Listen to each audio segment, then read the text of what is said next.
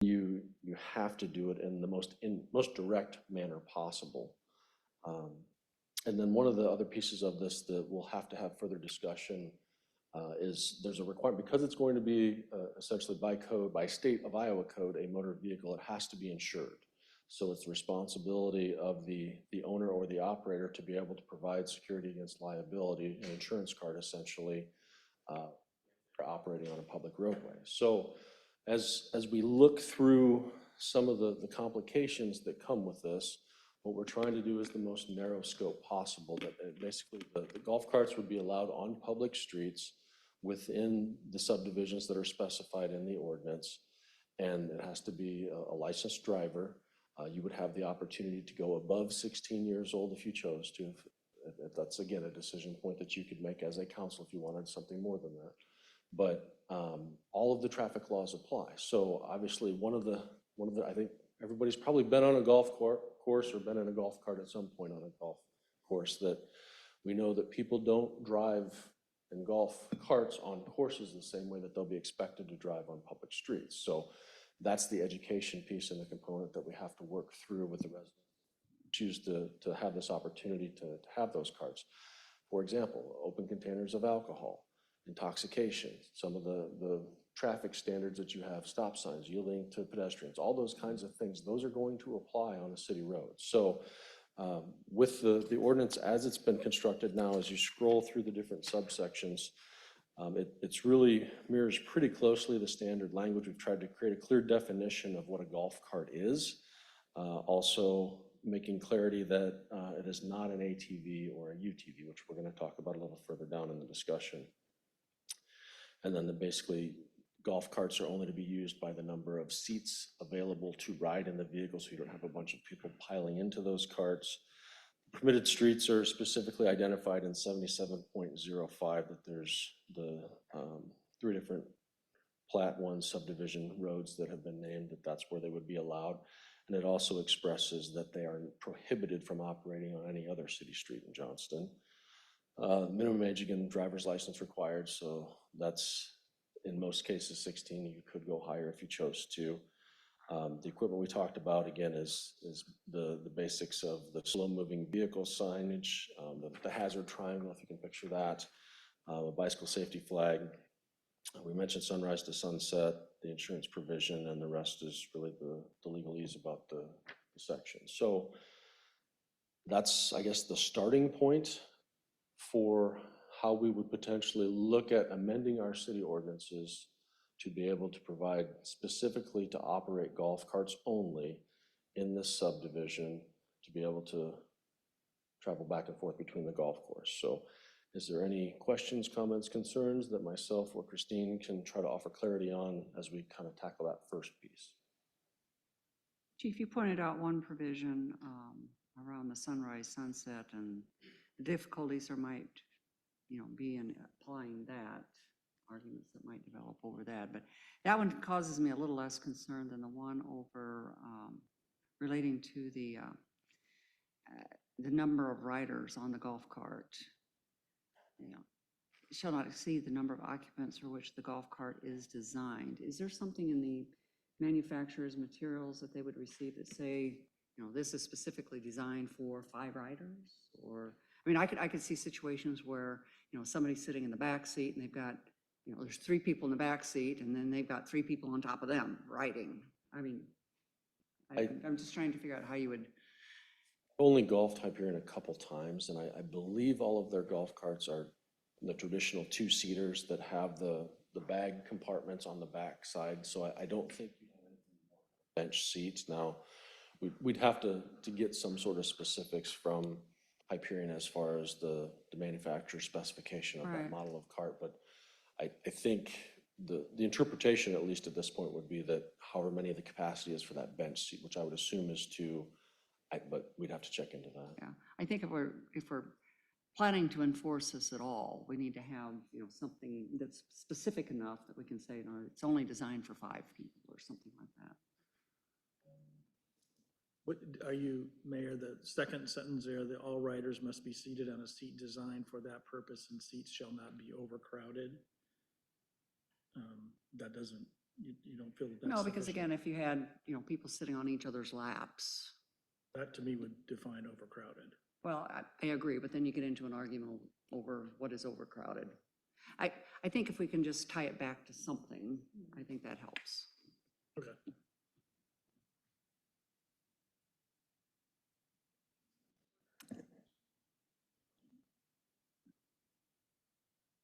Other questions for the chief or comments? I think Brian Burkhardt has a question. Brian? Mayor, I do have a couple of questions. Chief, my first question would be with regard to children riding on a golf cart. If a child was of an age where they would need to be in some sort of safety restraint or seat, would that still apply to a golf cart? That's a great question. I wish I could say yes, but I don't believe that the code requires that. I don't think Okay. that's the case either. I don't think they have to have seatbelts or be in a car seat or anything. No. I'm not aware of anything in state law that would require that. Is that something that we can add or prohibit, I guess, as part of our provisions? You could, I'm just trying to think that through, how that would work. I mean, if these are golf carts that are from the golf course, I don't know that the golf course is gonna allow the installation of anything extra. So it would maybe just be a prohibition on no children under the age of X, shall be riding on the golf cart, if that was something the city wanted to enforce. Is there a speed limit to these how fast can they go? I don't have a good answer for you. Standard golf cart speed. Well, I think some can get souped up, right? How many of us have been down to Florida to the, And I think that's the piece of this that makes this a lot more tolerable for me, is the fact that we're looking at standardized golf carts through Hyperion. We have verified through community development that they would be Hyperion owned. So I think that helps me get more comfortable with this idea in a regulated setting. But yeah, as you're easily identifying, there's safety issues that come here, and they're real issues. And we can get into the physics behind what happens in a crash when you don't have proper restraints and safety measures and that sort of thing. So that's been the concern all along, is the traffic safety side of this, and the potential conflict for irresponsible operation and lack of safety features. Most golf carts I've been in that are sort of issued by a club have a pretty significant governor on the speed. Because obviously they're looking for, part of it is sort of liability protection for themselves, right? Absolutely. Sometimes you don't have to spell it out necessarily in statute, because there's other ways that other things that the owners are trying to avoid, which is a lawsuit because there isn't a regulation on speed, so. Councilman Burkhardt, did you have any other questions? Yes, I did, Mayor. Thank you. The first of which, though, I'll ask because it stems from an immediate response that came, and that is, we have no teeth, however, in this proposed ordinance, that if someone were driving a non-issued golf cart or a non-Hyperion issued golf cart, that would preclude or penalize them in any way. Is that correct? Yes, and that was intentional. I think we had some discussion about, whether the police department wants to be in the business of sort of saying which golf carts can and can't be allowed in the subdivision. And our understanding is the HOA will basically restrict the specifics of what golf carts are allowed within the neighborhood. And so then the city's regulation is just, those who do operate them, here are the rules of the road when you're operating within the subdivision, regardless of where that golf cart came from. Thank you. My last two questions can kind of piggyback based on that same safety. In anyone's research thus far of golf carts, especially golf carts transiting public streets, is there any safety considerations, or less accidents for drivers at 18 versus 16? And secondly, is there any less accidents or decrease in safety, means between electric and gas types of devices? From my perspective, we haven't taken that deep of a dive into this topic yet, that it'd be difficult. I could give you personal perspective, but it would really be a guess, honestly, that I don't think I have anything that's gone that deep into crash data and proximate versus root cause for some of those issues. Thank you. Other questions for the chief? Chief or Christine, is what's been drafted here, is it similar to what we've seen other cities adopt, and what has been, if so, has been their experience? Yes, I don't remember which city I pulled this from. I looked at a couple of different cities and a lot of the regulations were very consistent between them. I personally haven't heard any feedback from anybody who's adopted any of these. I don't know, Chief, if you've talked to anybody. So in the PowerPoint presentation that we'll go through here in a little bit, I've talked more globally through the State Chiefs Network as far as some of the communities, and most of them are much smaller communities than Johnston. Ankeny is the exception on the UTV side of things. Spent quite a bit of time speaking with the former Clear Lake police chief. Just they're very centralized in the seasonal side of business and influx of population to enjoy the amenities around the lake.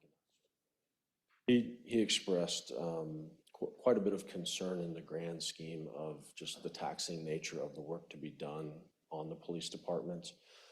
It's not that they had severe issues with serious traffic fatalities or anything along those lines, but one of the challenges of, I think, any of these ordinances is for every individual that enjoys that opportunity to use that in the neighborhood, you have others that don't. And that balancing act of trying to find the right situation where generally, in the Carmel Hyperion side of things, it's a development specifically designed for that. So there again, I think you're beating back some of that potential criticism that you would face community-wide. And that was one of the things that they wrestled with quite a bit. Traffic safety advocates are going to tell you that this is a bad idea, that it creates a lot more potential conflicts for collisions with motor vehicles and pedestrians. And some of his greatest issues, he talked a lot about the sunrise to sunset thing. And you have people that are frustrated by some of these opportunities that community sees, and the police department is often caught in the middle of trying to community police that issue and trying to make both sides happy. And so it created a lot of additional work in the face of trying to do something other than write citations. That we're this kind of effort in a community, we don't want to be the ones enforcing it as the police department and writing citations and damaging our relationship with the public.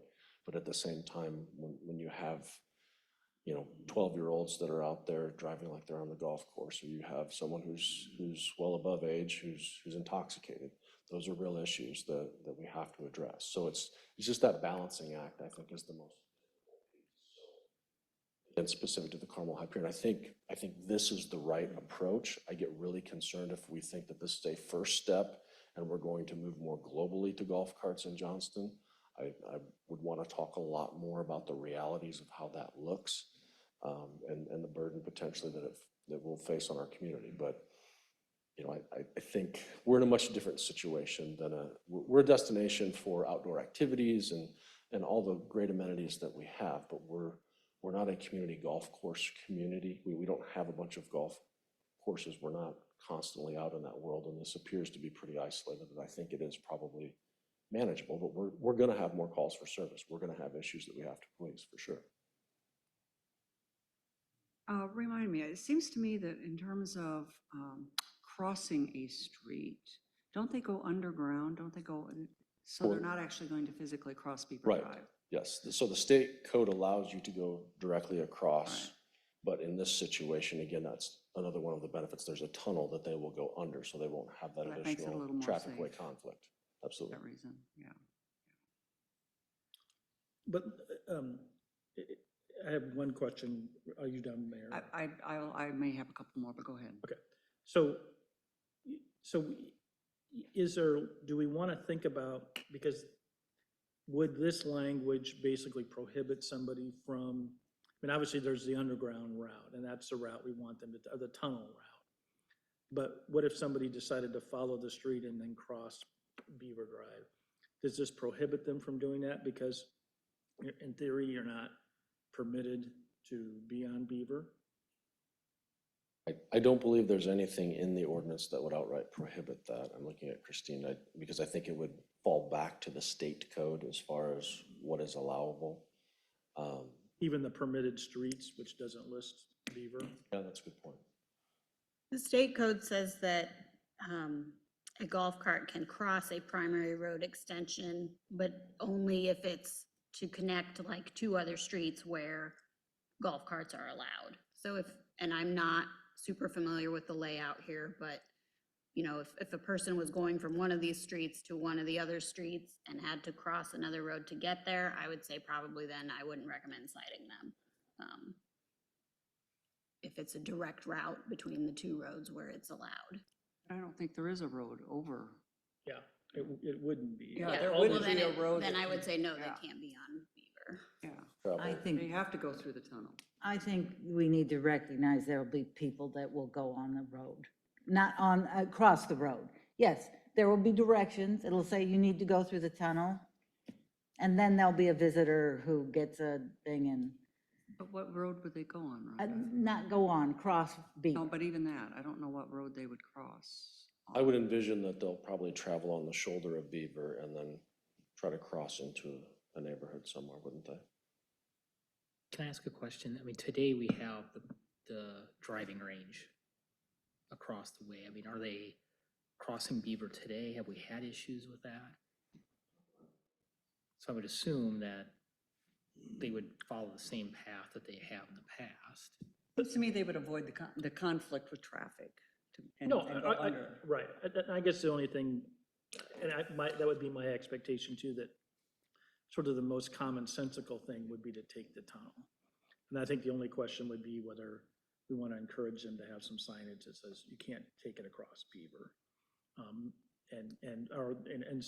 But I think basically with our language, they're not allowed to cross Beaver. So that and encouraging them to do some signage is consistent there. And I would agree that Hyperion will have an invested interest in making sure that people are safe and follow the rules, because they really want this, and we'll look to them to say, we've got problems, and so they'll have to enforce it. And I think they will.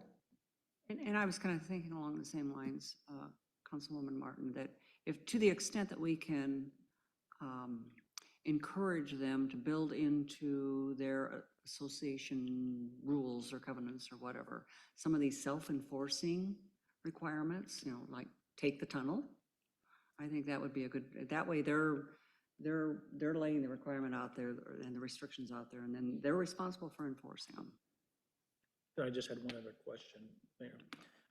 Looking at 77.07 equipment, and this is maybe as much for Christine as it is for the chief, but the last phrase of shall have adequate brakes. To me, the word adequate is sort of a judgment call. And so I just wondered if maybe operating brakes or some language, another word other than adequate. So I don't have a great answer tonight, but to me, adequate sort of requires then a judgment of whether the brakes were adequate or not. And I'm not sure we want to be in that position of making that judgment. So that would be that would just kind of a little bit of a red flag around that word. Yeah, that comes directly from the state code provision, but I agree it is somewhat subjective. I think an officer who responds would probably be able to say, well, your brakes were not adequate because XYZ happened. But yeah, I think we can look at maybe changing that language.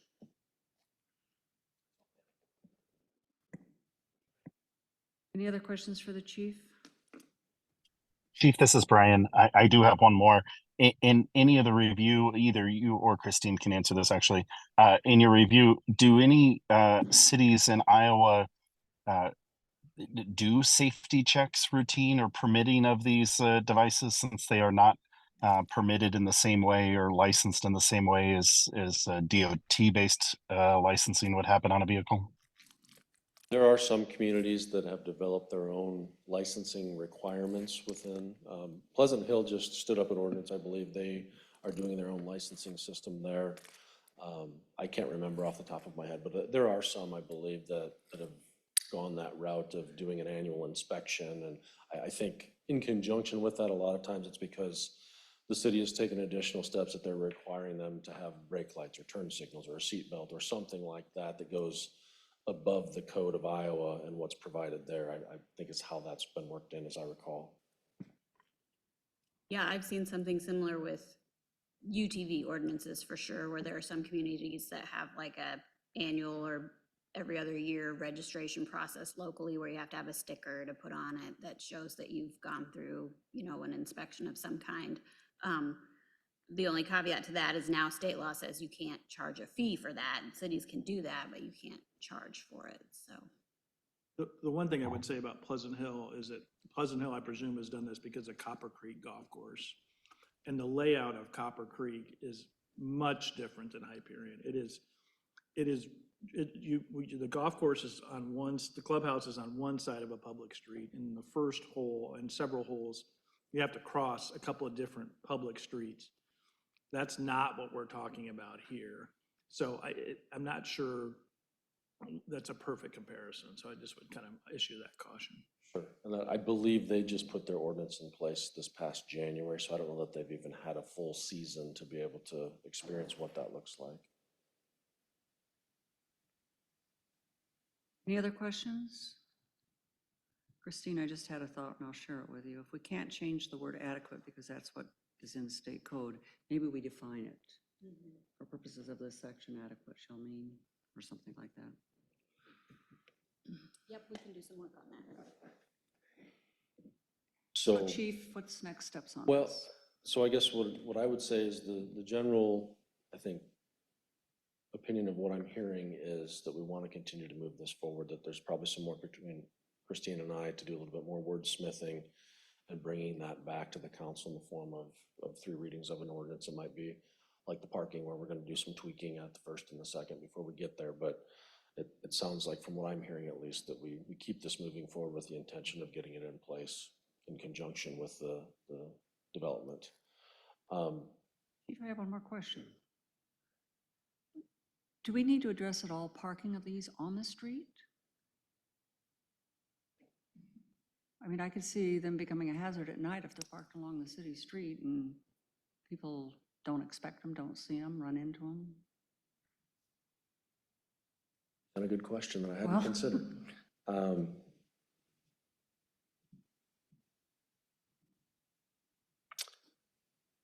Yeah, we'll have to think that through potentially.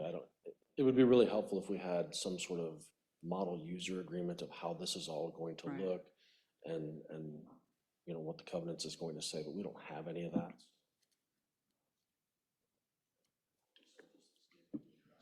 On a city street, then it could be a parking issue as well. So I'll have to think that through a little bit and talk with Christine more on that one as well. Chief, have you had any conversations with Hyperion or Christine in developing this? I think at some point that might make some sense too, just because we might be able to help figure out, okay, here are things that they're willing to cover in their rules, and then you've got the association and their covenants. So if you maybe bringing the developer, Hyperion, and everybody together, so there's no real surprises.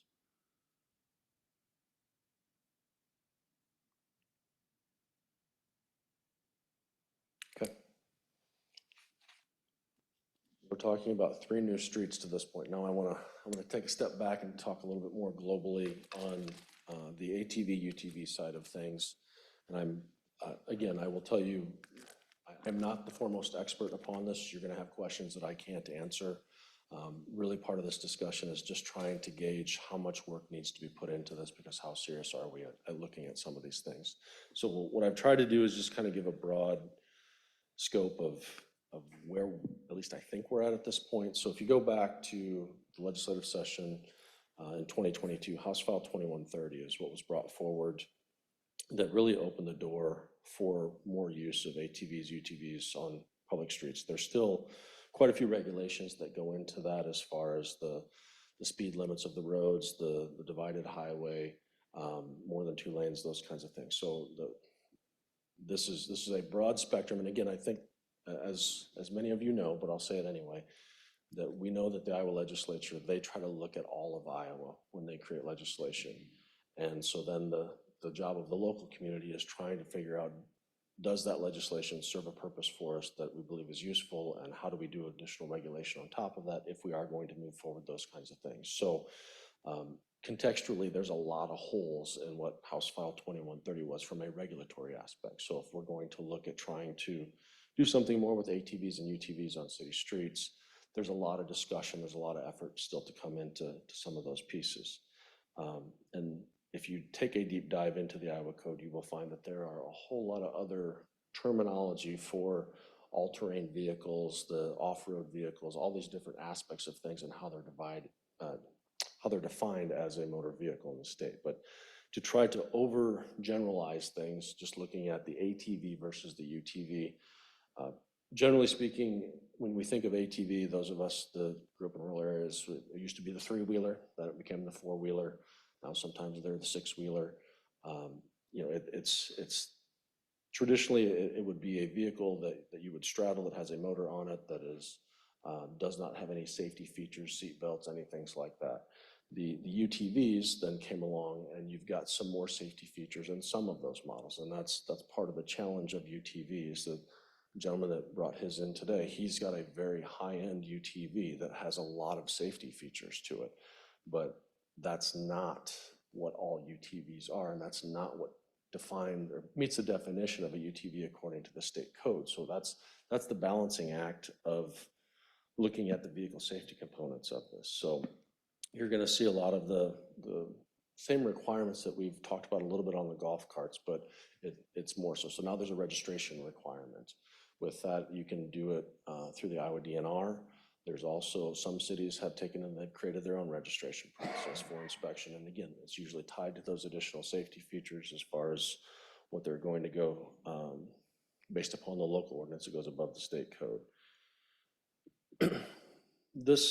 I think this really gets at the heart of it for me is the mechanisms in which we have federal safety guidelines for vehicles is different than what we have for ATVs and UTVs. It's a lower standard. And even motorcycles, you look comparatively, and motorcycles have a higher safety standard than a UTV or an ATV in most instances. Now, it doesn't mean that manufacturers don't produce additional safety features for them. But when you look at some of the warnings, and it's a little bit blurry to see the one on the right there, but this is from a Yamaha Rhino, which is kind of one of those, I would say, entry-level UTVs. You're probably looking under $10,000 to purchase. And some of the features within the warning label is talking specifically not to operate them on concrete, not to operate them on public streets, not to operate them without a helmet, without safety glasses, some of those kinds of things. And that's the piece of this that I start getting concerned about. It's not the responsible owner and the driver that has made the investment in a safe machine.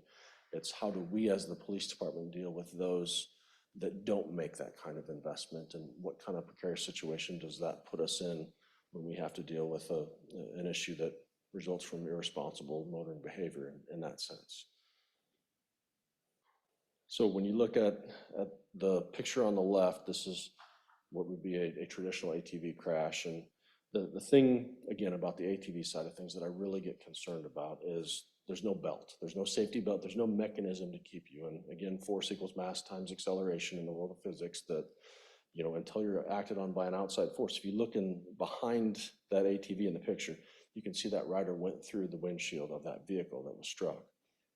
Now, on the other hand, you look at the vehicle on the right, that's a single seat UTV. It's got a roll cage. I'm sure it probably has at least a 4-point system as far as security goes to belt someone in there. that rolls over. It's a much safer experience. But those are kind of the extremes when you start to look at some of the stuff that you really have to give strong consideration to as to what you're bringing into the community.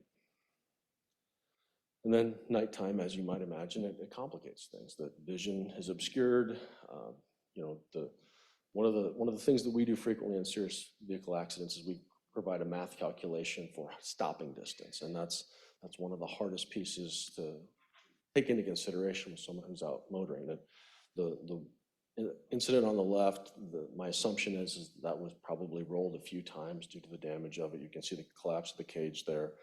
The picture on the right, again, you've got a rear end collision this time. The assumption would be that the vehicle traveling probably didn't see it or couldn't get stopped in time. But again, you've got that spider web in the windshield there. That's either a passenger or a driver whose head is coming back and smacking that windshield. So it's all these kinds of traffic safety things that I just think we need to be really cautious with when we're thinking about the big picture of taking what is a statewide House file, trying to narrow it to a city that has 25,000 plus people in it, and some of the challenges that will come with that.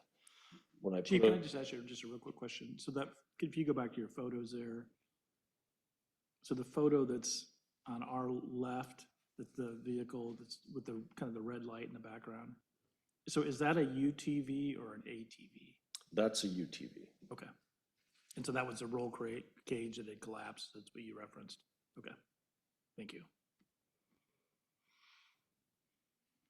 So UTV ordinances that are in place, we've already touched on a little bit, that Ankeny is the exception. From what I've seen, at least, and from the outreach I've done through the State Chiefs Network, is that most of the communities that have worked through the UTV side of things have been smaller communities. It doesn't mean it can't be achieved, because Ankeny is doing a pilot run essentially of 2 years of an ordinance.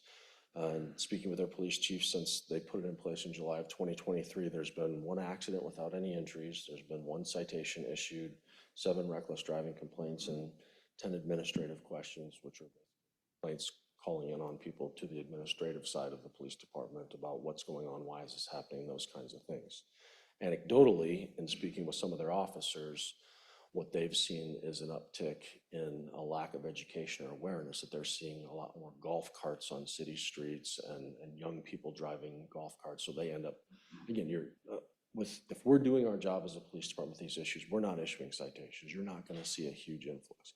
You're just going to see that interaction as an officer's patrolling in a neighborhood, sees something, addresses something, and tries to work it through that way.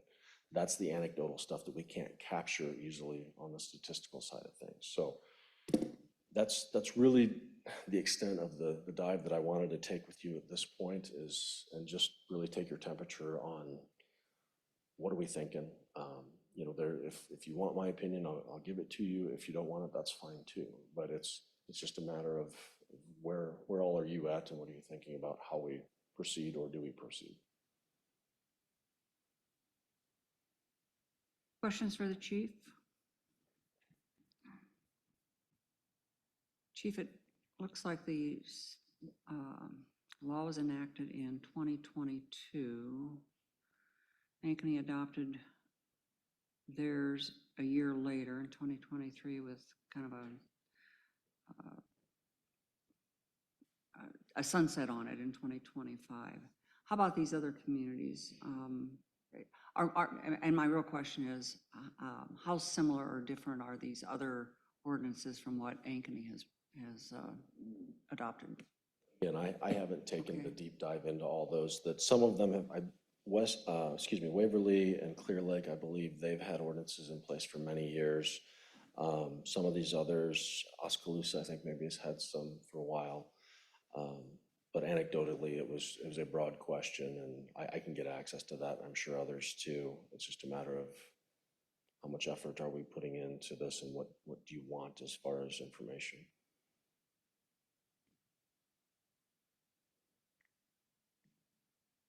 But Chief, just looking through the Ankeny ordinance and the various requirements that they have, the DOT approved tires, seatbelt requirements, and requirements for children that may have to, be a rear facing safety seat if they're less than 20 pounds.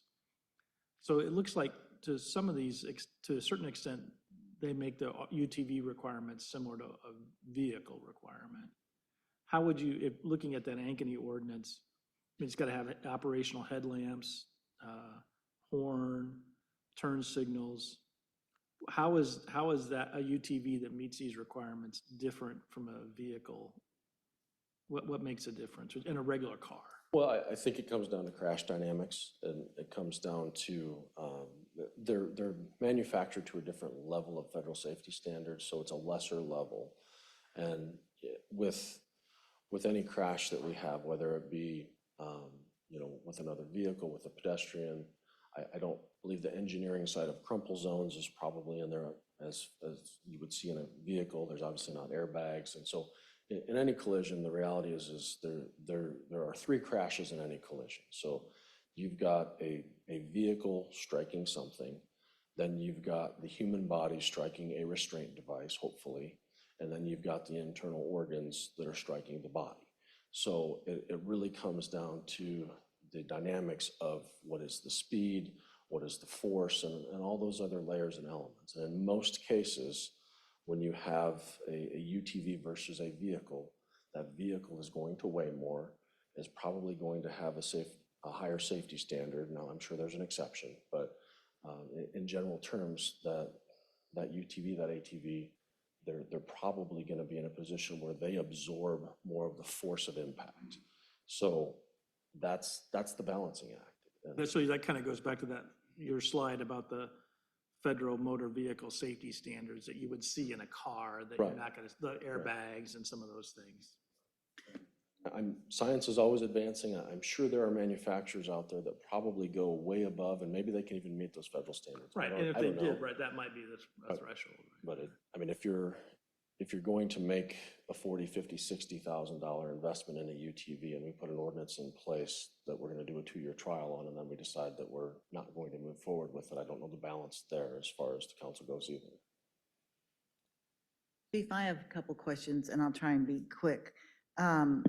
There was something when you were reading regulations that had to do with being on concrete. Can you explain? My time with an ATV was a long time ago. Was the 3-wheelie thing, and I did get in an accident, had my breath knocked out of me, whatever. But it was very bouncy. And I'm trying to decide, what is the deal about these vehicles and on concrete? They're obviously, it's made for off-road, rough work. If they're on concrete, does that make them more bouncy? I can't give you a good answer. Oh, okay. What I'm pulling off of is that federal warning label that's required to be placarded on the vehicle. So I can't explain that. Okay, that's fine. And then my second thing is, I would like your opinion, if you're willing to give it. I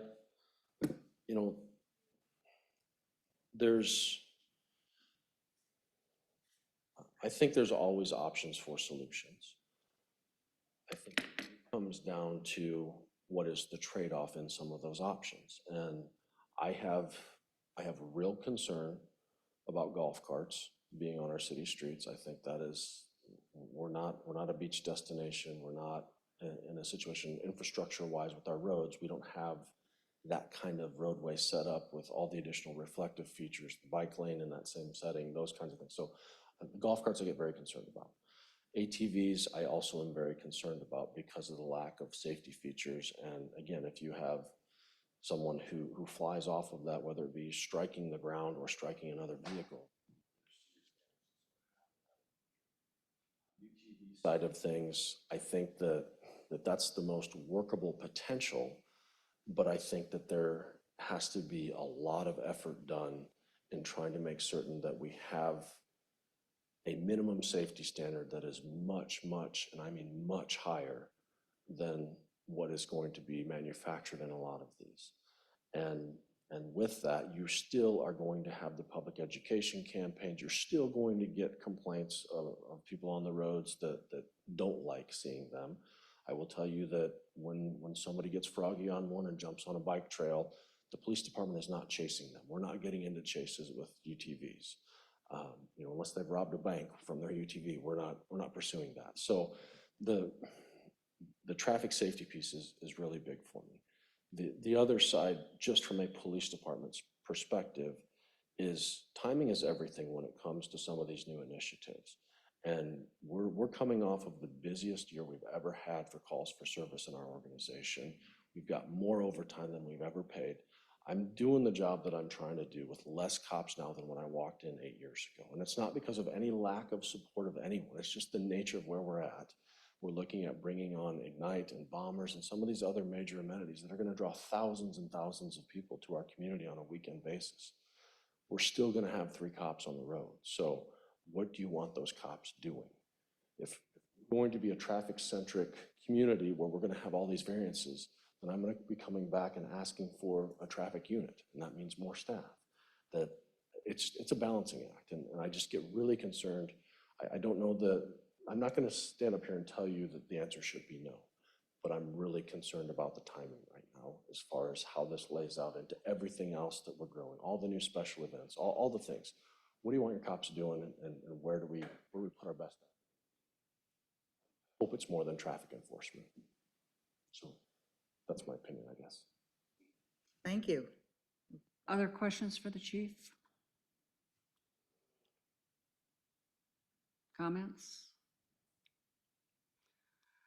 Well, Chief, you asked, for some direction or some guidance on this. I think,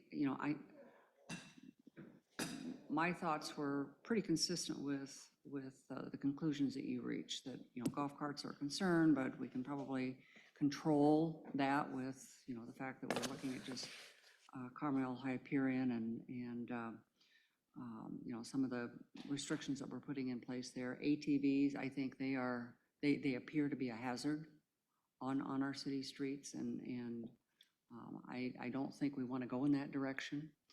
The UTVs, it sounds like there's such a range of them. Some of them might be appropriate, others may not be appropriate.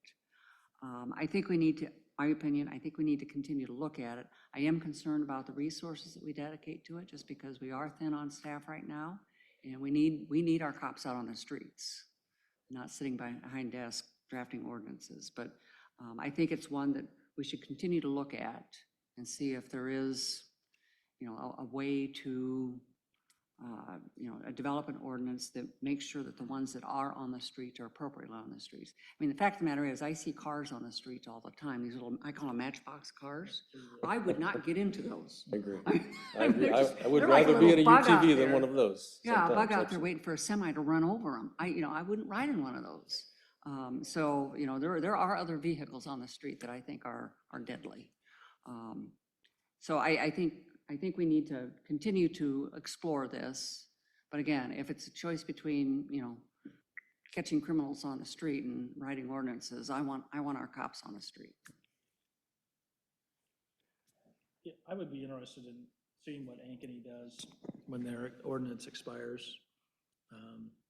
Do they decide to extend it, or how do they massage it in any way? And then maybe based on that might provide an opportunity. And again, I think how the mayor has sort of talked about it, I think we've got a good structure on the golf cart with the language we've got in that draft ordinance. ATVs are, I think, significantly troubling, but the UTVs may be an opportunity, but I think it has to be very limited. And the Ankeny ordinance probably sets up probably a floor for that. But I'd be really interested to see what they end up doing, because it'll be later this year, right, when that expires? Or is it in 2025? I believe it's 2025. next year, July of Okay. 25, I believe. So one more year, I believe. So it'll be interesting to see how their experience is going.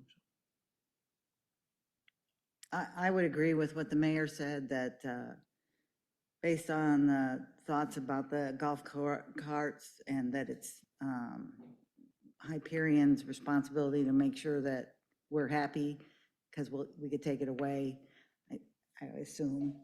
That I feel like we're doing the right thing in what we're asking questions, and that we'll probably get to the point where it's probably going to work out.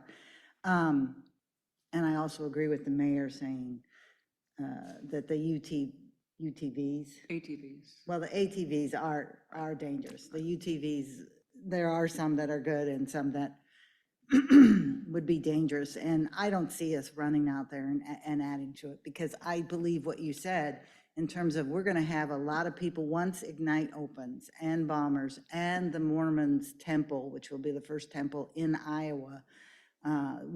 I don't know how many people will be coming to that for services or how often, but I agree, we're going to have challenges, and this, we don't need to take on this one right now.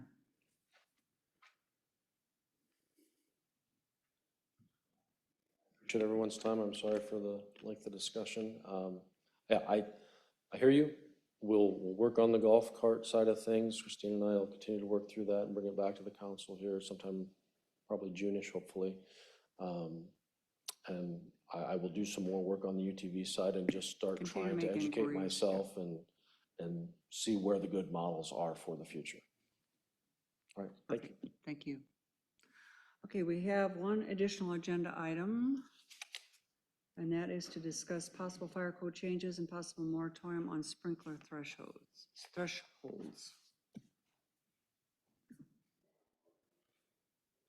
And Chief, if we can't get this covered before 7, we can. I'm guessing we will probably have a lot of questions and we'll Yeah. probably end up going after, but that's fine.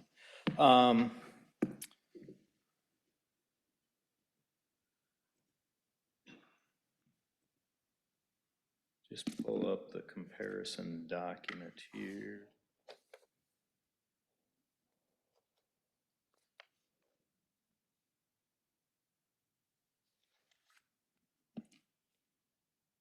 So, kind of what brought this about is the city of Grimes had been discussing coming to the same 2021 International Building Code and Fire Codes that Johnston was on. And in those discussions, they talked about the local amendments. And so the fire code has what they call the base code, and then each city can adopt any and modify any local amendments to that fire code. And the same with any of the sections of the building code or the plumbing code, electrical code. And so in those discussions, they had employed the former fire marshal from the city of Ankeny. And so I know in some of your discussions with city administrator, the question of the Central Iowa Code Consortium came up. And so the goal of that, my understanding is years ago, before I was even here, was to try to bring everybody to the same level, and so that there wasn't confusion among the contractors when they were building in one community or the other. But that is a recommendation. Not all of the communities in central Iowa follow that. We know for certain that Ankeny and Altoona do not even participate, so they didn't take any of those recommendations. They just created their own local amendments or went just with the base code. And then Adam's done some research, and not even all of the communities that participated in the CICC in those discussions adopted the code as completely recommended by the Code Consortium. So there was only 2 communities that took all of the recommendations and adopted those, and that was Des Moines and Clive. So everybody's still kind of doing their own thing, even though there's this overall recommendation.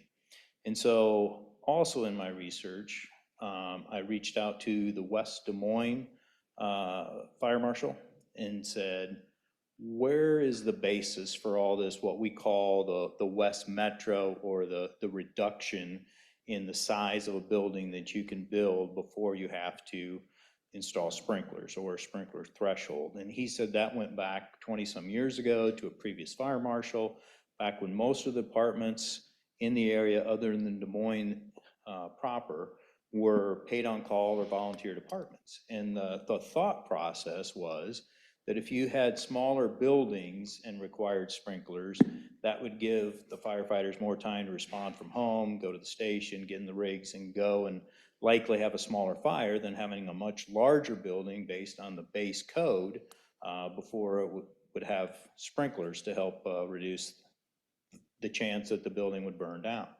So when we look at sprinklers, we look at two things. We look at life safety, and then we look at property conservation. And a lot of times people kind of mix those two together. And so when we look at the reduced thresholds, it does provide some life safety, but also in our commercial structures, we have a lot of other life safety measures that we use through the building code to help make sure that people are safe. So we have large exits for people to get out, with alarm systems, emergency lighting, and all those things that we require through the building code.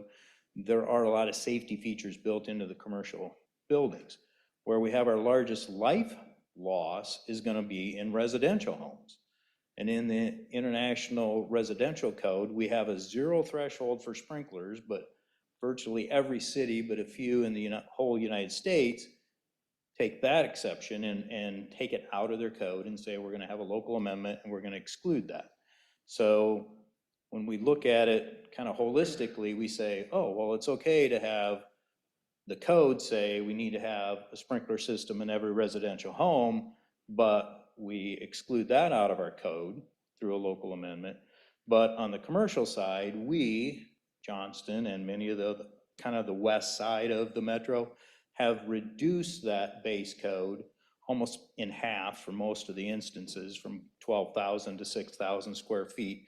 And that's what this shows here, is that most of our code has been modified to reduce it so that we have smaller thresholds for the different occupancy types. The only one that, talking with Adam, we agree that we should probably keep a local amendment on would be the educational ones, and those are going to be basically your daycares and your preschools, because that is a large life hazard when you think about infants and toddlers, people that cannot self-evacuate. So then it does create a large life life hazard for those occupancies. But the difference between some of the mercantile and the business, we don't feel that there's a huge life hazard there that would make any difference if we went from the 12,000 in some of the building codes to a 6,000. And when we started doing some research, we found that there's probably been about 9 businesses in the last couple of years that may have been affected by this. And part of what kind of started all this was when Grimes started looking at changing and going to the base codes. I came and I had a discussion with Adam and said, hey, what do you think? And he said, I think that the base code's there for a reason. He said when we were going to look at going to the 2024 codes, he said, I wanted to have that conversation with you about going to the base codes and not having all these local amendments and reducing them, because it does impede business. And I'd kind of heard that a few years ago, and I thought, well, you know, a lot of times people are going to build because of location, not necessarily what the sprinkler threshold is, or they're not going to shop, which was kind of the reason for CICC. So somebody wouldn't go to one community over another based on their local amendments. But as we start looking, we've got some very recent applications for expansion to businesses that are now going to have to, if we keep these local amendments, have to sprinkler the entire building, even though they wouldn't before. And some of them are small additions.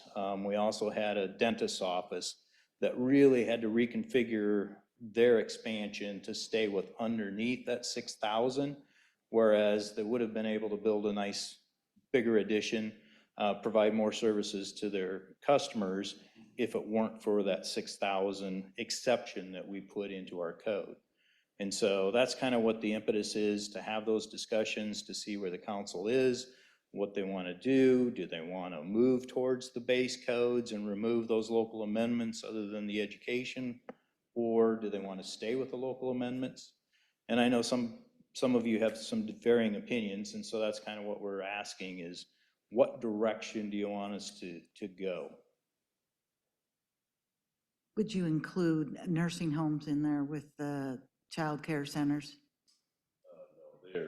They're classified as an I, so they have their own thresholds. Okay. So any other facility that we have in town, whether it's like senior apartments or any other facility where we have a population that might have a difficult time getting out, they would be subject to some other code? So Like, they all, like youth homes or ellipsis or, so all residential facilities are still gonna be required, multifamily are still gonna be required to have sprinkler systems. It's a zero threshold on those base code because of the life safety hazard. right, The Is or the nursing homes and those, they have a threshold as well. It's just, our current threshold is about half of what it is, in the standard one. So there still will be a threshold, it just will be a little slightly higher. So the Is, they're not on this chart, is that right? Or where are they? I'm having a hard time when you say an I, what is an I? Oh, well, the ambulatory would be, it's the E version of an I. Yep. Just to give you some perspective, the Is.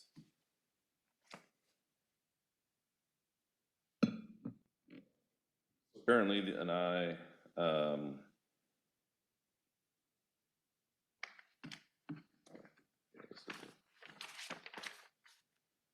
so any I is gonna generally have to have the fire suppression system throughout. They don't have the area in that one. But can you that's- describe what an I is? Yeah, that, Uh, I have no idea what that means. Sure, so it's institutional, so that would be places of detention, memory care facilities. There's different I1s, I2, I3s, but those are gonna be the I occupancies where people are, for whatever reason, either under restraint, not capable of self-preservation. So, and then, so looking at across this chart that you have up here, so it says 2021 IBC, IFC. What does IBC and IFC stand for? The IBC is the International Building Code, and the IFC is the International Fire Code. And then in 2020, then the next column over, you have 2021 CICC, that's the Central Iowa Code Consortium. Those are the amended ones. So Right, those are the current ones that we have in our code on the right compared to the base codes on the left. So it does say, and then, but it says CICC, and it also says IBC/IFC amended section 903. So that's what, I'm a little confused by having that IBC, IFC in that section. So the International Fire Code is what we amended locally with the smaller thresholds. Okay, So that's where you see when, if it says for group A1, if it says 12,000 on the left, that is the base code. And then on the right is what our local amendment is. Reduced it in half, basically, to 6,000. and then the category, so starting with L there, that shows you kind of what falls into a group A1, movie theaters, concert halls. Yes. And this OL50, Occupant load of 50. okay, So it's 50 a- or, it's 50 a- or more, or, Yeah, so that's a kind of a rider, once you hit 50 or floor area, so it's a either or scenario, it's required. so anything that has a restaurant that has a capacity of 50 or more falls into that category. Correct. Okay. And in the ambulatory care facilities, you can't really see the number, whatever the square footage, but basically, you're using the same as the IBC and the IFC? Yes. And what is that? Generally, that's like a doctor's office, where limited surgery is provided. They're generally under their own, maybe anesthesiology is used or something of that nature, so there's Okay, so there is some, it's a little bit of a component of incapable, but it's not to the same level of detained or, something along that line. okay.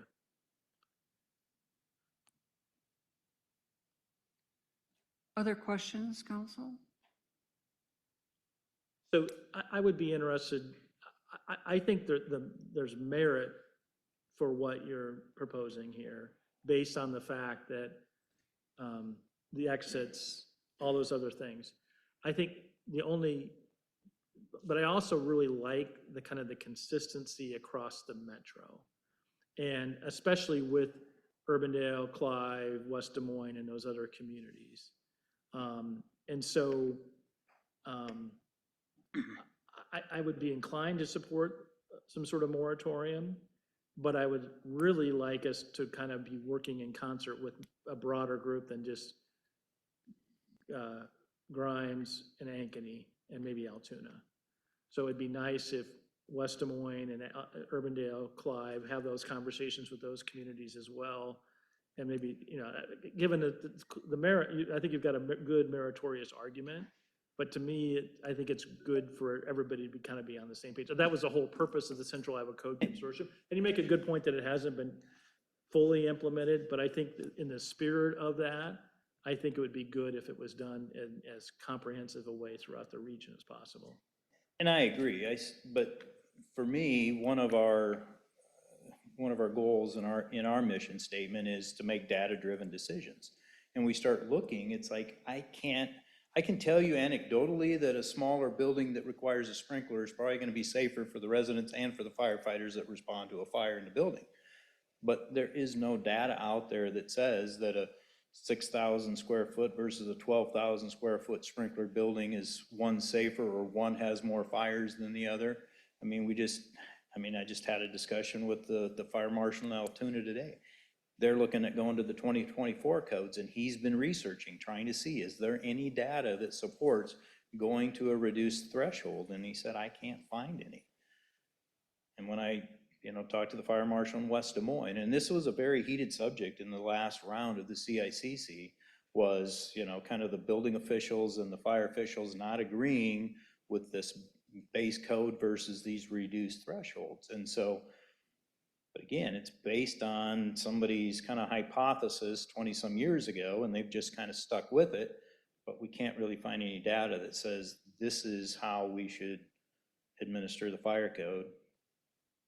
So. Yeah, and I'm not, and at the end of the day, if those other communities look at it and decide to stay where they are, I'm not saying that means we should do it. all I'm suggesting is just a comprehensive discussion, and that can happen at your level, at the city administrator level, elected officials level too. I mean, I think most communities want to make data-driven decisions, and so this is a good opportunity to do that. Chief, I assume that you have some sort of chiefs, monthly chiefs meeting, fire chiefs meeting? Yeah. And I think what I'm hearing Councilman Cope suggests, and I'm in agreement with it, just take this issue to them, discuss it, see what their thoughts are, bring that back to us. And they have been starting the CICC meetings again to start working on the 2024 codes. The one question I have is on the moratorium. So generally, the only reason you would do a moratorium on enforcement of a current ordinance is that you expect to change the ordinance to something new relatively soon in the future. And it's just a way to stop the enforcement until the new ordinance is created. And talking with legal counsel, we had talked about doing 3 readings of a moratorium, similar to the same fashion you would do an ordinance, because you're really doing it in place of an ordinance until you have time to kind of rewrite all of the language for the ordinance. And But it would take 3 readings, so we could move forward with it now and then halt it if we don't get the kind of information we need to feel comfortable with putting the moratorium in place. If I could real quick, the reason we were looking at a moratorium is where this really hits home is on the existing building stock, where they want to add on or renovate. And so we've had several that have come up, and it just really kind of brought it to light. Otherwise, we normally would just do the code revisions as they come. And we may need to have a little more information about Sure. what those applications are and how immediate they are. It sounds like they're waiting to make some changes. They're in the works, yeah. Okay, yeah, so we need to learn a little bit more about that too. The other thing I would suggest, Chief, is, we have a fire board meeting coming up tomorrow. It's on the agenda for tomorrow Great. as well. So. Great, so maybe we can continue this conversation in 2 weeks, but in the meantime, we can start the process of the moratorium, but we can always. Yeah, the more requiring of the 3 readings of a moratorium, to me, because it's not an ordinance, so that's where I'm a little, because I know we've done moratoriums in the past. I don't recall us doing 3 full readings for it. But, so that's, because it's not a true ordinance, so that would be the, Yeah, that's my recommendation. There's not definitive case law out there that says a moratorium has to be adopted in the form of an ordinance versus a resolution. However, there is some dicta and discussion in cases where it was not specifically considered by the court, but that could be an outcome. And so particularly when a moratorium relates to, uniform codes, zoning, things like that, that are typically within the city code and are an ordinance, my recommendation is if there's time and you can do the 3 readings, it's better to do that just to sort of negate that type of a challenge down the road. yeah, I'm comfortable doing it. And it also allows, obviously, we're kind of a light load tonight with only 3 of us here, but having it across 3 meetings will allow everybody to have more inputs. And there was language in the board docs document that indicated that there was the resolution for the moratorium on the agenda, but that has been pulled previous to the agenda being posted, so Okay, so is it on? it is not on Okay. tonight, so So we've got we'll have further 2 weeks anyway. discussions and bring it back. Okay, Okay, thank you. Thanks. thank you. Okay, we're a little bit beyond our 7 o'clock hour. Okay, so as soon as Cindy gets ready.